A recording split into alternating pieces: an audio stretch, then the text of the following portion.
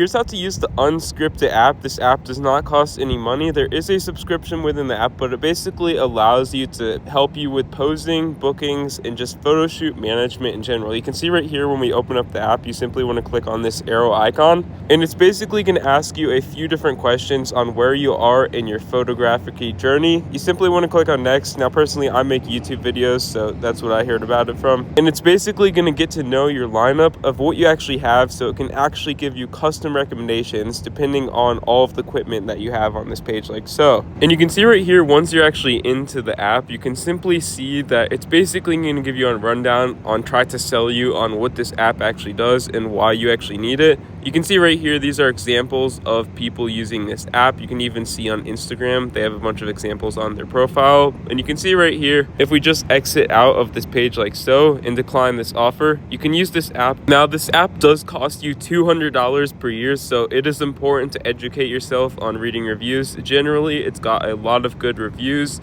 and there's a bunch of good YouTube videos you can watch on what this app actually does. And yeah, if you found this helpful, consider liking the video and subscribing.